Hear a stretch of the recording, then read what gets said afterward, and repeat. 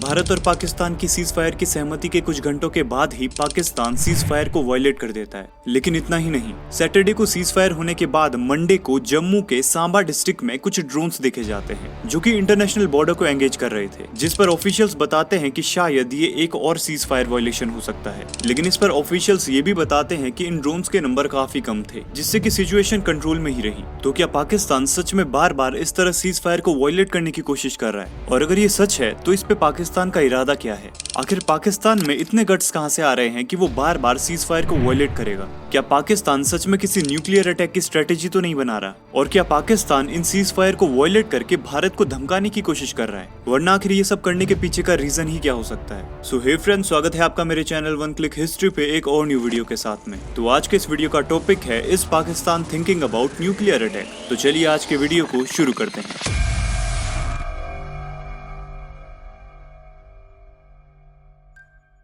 जैसा कि हर किसी को पता है कि 22 अप्रैल 2025 को दिन के लगभग 2:50 पर बैसरन वैली के घास के मैदानों में 4 आतंकवादी घुस आते हैं। बैसरन वैली का ये एरिया पहलगाम से लगभग 7 किलोमीटर दूर है। ये पूरा इलाका देवदार के जंगलों से घिरा हुआ है। अब क्योंकि ये एक टूरिस्ट एरिया है तो उस टाइम पर यहाँ पर काफी टूरिस्ट मौजूद थे। अब ये आतंकवादी उस एरिया में घुसते हैं जिनके पास हथियार भी थे। ये आतंकवादी इस जगह पे मौजूद टूरिस्ट पे गोलियां चलानी स्टार्ट करते हैं, लेकिन उससे पहले ये उन लोगों का धर्म पूछते हैं। और इस अटैक का शिकार होते हैं ज्यादातर हिंदू लोग, जिनमें की कोई महिला नहीं थी। लगभग सभी पुरुषों को वहाँ पर टारगेट बनाया गया था। इस हमले में लगभग 25 टूरिस्ट मारे जाते हैं और वहीं के एक लोकल पर्सन भी इस हमले में मारे जाते हैं, जो कि थे सैयद आदिल हुसैन शाह। ये इन टेररिस्ट में से एक के हाथ से हथियार छीनने की कोशिश करते हैं, लेकिन टूरिस्ट को बचाने के लिए हुई इस हाथापाई में ये भी मारे जाते हैं। यहाँ के बाकी कई लोकल्स ने भी टूरिस्ट को बचाने में काफी ज्यादा मदद की। कुछ लोकल्स ने टूरिस्ट को अपनी पीठ पर बैठाकर नीचे आने में मदद की और कुछ लोकल्स ने घोड़े खच्चरों की मदद से टूरिस्ट को नीचे पहुंचाया। और जैसा कि हमने पहले भी बताया कि इस अटैक में ज्यादातर टारगेट मेल्स को किया गया था और एक आतंकी एक फीमेल को कहता है कि उन्हें इसलिए बख्शा जा रहा है ताकि वो इस घटना के बारे में अपने प्रधानमंत्री नरेंद्र मोदी को बता सके। और इन्फॉर्मेशन के अकॉर्डिंग ये भी बताया गया कि उन आतंकियों ने इस हमले को रिकॉर्ड करने के लिए बॉडी कैमरे का यूज किया था, जो कि टेररिस्ट ग्रुप लश्कर ए तैयबा का तरीका है।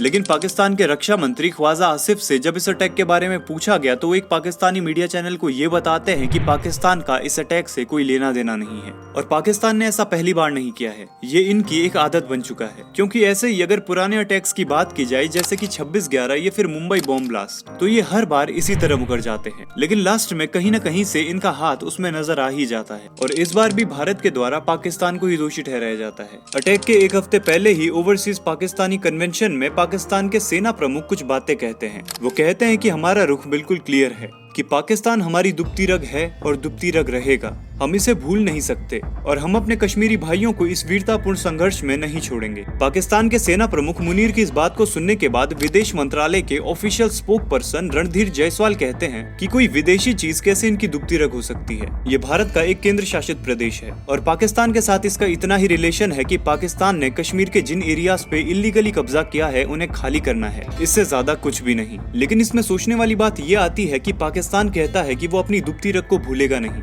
इसका मतलब उनकी नजर अब भी कश्मीर पर है और ये इसे वापस हासिल करना चाहते हैं, जिसका एग्जाम्पल अभी हमें मिल चुका है। क्योंकि अगर पाकिस्तान कश्मीर के बारे में बात करता है, आखिर वो किस तरीके से कश्मीर को वापस हासिल करना चाहते हैं? और अगर पाकिस्तान के पास कश्मीर को हासिल करने के लिए यही तरीके हैं तो इंडिया के पास भी अपने तरीके हैं। पहलगाम हमले के बाद ही 7 मई को इंडिया ऑपरेशन सिंदूर लॉन्च करता है। जिस अटैक में हमने अपने 26 मासूम लोगों की जान को खो दिया, उसका रिवेंज हमने उसी तरीके से लिया जिस तरह से हमें लेना चाहिए था। 7 मई की सुबह को ऑपरेशन सिंदूर लॉन्च किया जाता है और ये ज्यादा नहीं, केवल 25 मिनट का एक ऑपरेशन था। लेकिन इस ऑपरेशन में इंडिया ने पाकिस्तान को एक रियल डैमेज दिया है, न कि पाकिस्तान की तरह एक फेक और मिस इन्फॉर्मेशनल डैमेज। इस ऑपरेशन में इंडिया पाकिस्तान और पीओजेके के काफी डीप इलाकों में भी अटैक करता है। इस ऑपरेशन में इंडिया ज्यादातर पाकिस्तान के टेररिस्ट कैंपों को टारगेट करता है और इससे इंडिया ये मैसेज देता है कि इंडिया की किसी भी कंट्री से पर्सनल दुश्मनी नहीं है। इंडिया केवल टेररिज्म को पूरी तरीके से अपोज करता है और अगर कोई इलीगल तरीके से हमारी कंट्री पे अटैक करता है या फिर हमारी जमीन पे अपना दावा करता है तो इंडिया उसका रिवेंज पूरे तरीके से लेगा। इस ऑपरेशन में इंडिया ने लश्कर ए तैयबा, जैश ए मोहम्मद और हिजबुल मुजाहिदीन जैसे आतंकवादी समूहों से जुड़े 9 टेररिस्ट कैंपों को डिस्ट्रॉय किया। इन कैंप्स में वो जगह भी शामिल थी जहां से नए नए आतंकवादी ट्रेनिंग लेके निकलते थे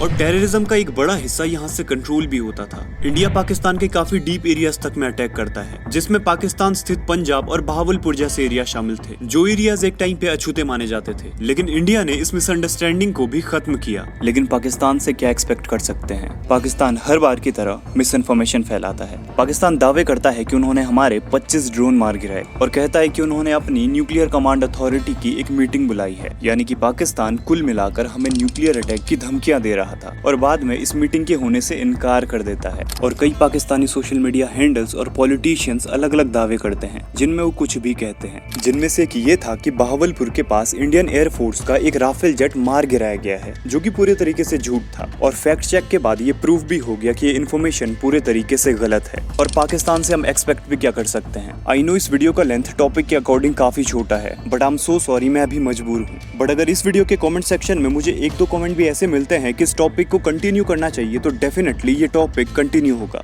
तो ये थी आज की इन्फॉर्मेशन। उम्मीद करूंगा आपको इन्फॉर्मेशन पसंद आई होगी, और अगर पसंद आई हो तो वीडियो को लाइक करना मत भूलना और चैनल को सब्सक्राइब करके ऑल के बटन को दबा देना, ताकि इसी तरह की और वीडियोस आपको टाइम पर मिलते रहे। तो मिलते हैं ऐसी एक नेक्स्ट वीडियो में, तब तक बाय बाय, जय हिंद।